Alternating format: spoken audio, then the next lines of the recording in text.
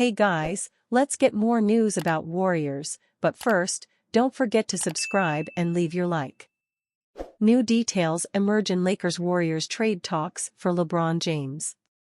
A new wrinkle emerged in the foiled Golden State Warriors trade pursuit of Los Angeles Lakers star LeBron James at the trade deadline. According to Substack's NBA insider Mark Stein, it was James' powerful agent Rich Paul of Clutch Sports who nixed the talks before they even got past the exploratory stage. It is believed that the Lakers would have reluctantly entertained trade conversations with the Warriors before last February's trade deadline if James wanted them to seriously engage Golden State on a potential deal. Yet league sources say that the reported talks between the teams at the time never got that far, in large part because James' agent Rich Paul was adamantly opposed to the idea of James swapping Southern California for Northern California, Stein wrote. Paul was protective of James' image, according to Stein. Sources say Paul implored both teams to scrap the concept, despite some owner-to-owner dialogue between the Warriors' Joe Lacob and the Lakers' Jeanie Buss and Green's determination to lobby James to push for relocation to the Bay Area, largely because he wanted to insulate James from potential backlash over switching teams for the fourth time in his career, Stein wrote. James went on record, revealing the trade talks did not reach him until it was reported. The trade talks, didn't go far at all, James said on TNT's Inside the NBA broadcast on February 18. I actually heard about it when everybody else heard about it. Obviously, Charles Barkley has been in the league, Kenny Smith has been in the league, Shaq has been in the league, and sometimes, there's conversations that happen behind closed doors that you don't even know about. The chemistry between James and longtime rival Stephen Curry, which led Team USA's gold medal run in the 2024 Paris Olympics, reignited social media and TV chatter about a dream scenario where they could play together in one NBA team as their careers wind up. Their two-man game with James as Curry's ball screen partner was Team USA's bread and butter in the Olympic Games' most crucial moments, including one of Curry's flurry of three-pointers in the gold medal match against host France. ESPN's front office insider Bobby Marks outlined a pathway that could lead to a James-Curry tandem down the road. LeBron James signed a 2-year contract this past offseason, and with the 2-year contract, there's a player option there, Mark said on NBA Today on August 13. He has a player option, he can become a free agent once again next offseason and pick the team that he would want to go to. That comes with leaving $50 million on the table to go to a team like Golden State and join Steph Curry. I think the big thing is to keep an eye on maybe the summer of 2026. Steph Curry has 2 years left on his contract and has the ability to sign an extension. Curry, could become a free agent, also. Certainly, LeBron next offseason or, potentially, in the summer of 26, when both could be free agents. Warriors pitch would send Andrew Wiggins, pick for $36 million star. The Golden State Warriors entered the 2024 offseason with aspirations of adding more scoring next to Stephen Curry, according to Anthony Slater of The Athletic. As of August 17, they've yet to do so. Entering the offseason, the Golden State Warriors front office identified the need for a more established second scorer next to Stephen Curry as a high priority, team sources said, Slater wrote on August 15.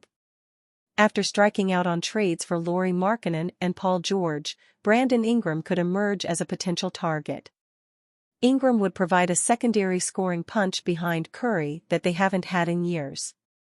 A once historically infallible Golden State offense has fallen off outside of the star point guard. Last season, with Curry off the floor, the Warriors scored just 115.2 points per 100 possessions. That ranks in the 50th percentile, and coincided with the team being outscored by 0.5 points per. But even with Curry on the floor, Golden State scored just 119.3 points per 100 possessions, which ranks in the 79th percentile. Last season was only the second since 2015 in which the Warriors didn't boast two 20 points per game scorers. The other was the year Klay Thompson missed with injury. Ingram would, at the very least, replace the scoring lost in Thompson's absence. And he'd add some variety to an offense that is in need of retooling. 775 of Ingram's 1,017 field goal attempts last season were two-pointers. No one in Golden State took more than 697, Jonathan Kuminga, two-point shots last season. With 3 years remaining on his contract, Wiggins seems unlikely to finish out the deal with the Warriors. Logan Murdoch of The Ringer reported on June 26 that Golden State was planning to aggressively shop the forward this summer. League sources believe Andrew Wiggins, who struggled to find a consistent role last season, will be aggressively dangled in trade talks, Murdoch wrote. Wiggins is coming off of his 10th NBA season and his 4th full year with the Warriors.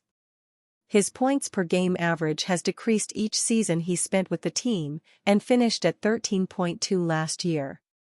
Attaching the 29-year-old with a first-round pick to acquire Ingram shouldn't be a tall order for Golden State's front office. They were willing to include multiple picks in a deal for George or Markkanen, according to Anthony Slater of The Athletic. The Warriors had Paul George and Lauri Markkanen atop a select wish list of realistically available and appealing players and chased both, in that order, Slater wrote. They were willing to sacrifice a chunk of their first-round draft capital and a slice of their youth movement. As the Warriors look to maximize the championship window of Steph Curry, utilizing Wiggins' contract gives them the best chance at adding more firepower. Brandon Ingram represents one option that could be accomplished prior to the 2024-2025 season start. Report: Rich Paul asked the Warriors and Lakers to shut down LeBron trade talks last season. Back in February, we learned that the Los Angeles Lakers spoke with the Golden State Warriors about a potential trade that would have sent LeBron James north to San Francisco and paired him with Stephen Curry. James was asked about those talks and said he learned about them when everyone else did, via a WOJ tweet indicating things never got very serious, and that was about where that conversation ended.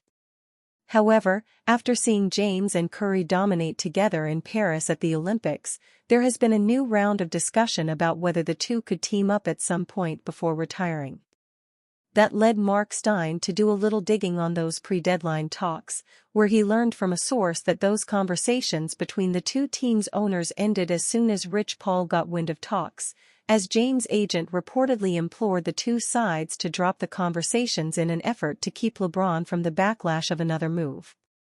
It is believed that the Lakers would have reluctantly entertained trade conversations with the Warriors before last February's trade deadline if James wanted them to seriously engage Golden State on a potential deal. Yet league sources say that the reported talks between the teams at the time never got that far, in large part because James' agent Rich Paul was adamantly opposed to the idea of James swapping Southern California for Northern California. Sources say Paul implored both teams to scrap the concept despite some owner-to-owner dialogue between the Warriors' Joe Lacob and the Lakers' Jeanie Buss and Green's determination to lobby James to push for relocation to the Bay Area, largely because he wanted to insulate James from potential backlash over switching teams for the 4th time in his career.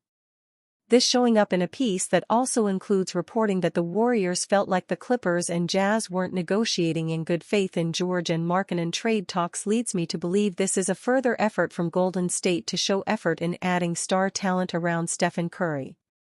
After Curry's sensational Olympic run, it's clear he's still capable of playing at the highest level, and there is some pressure on them to build a contender around him.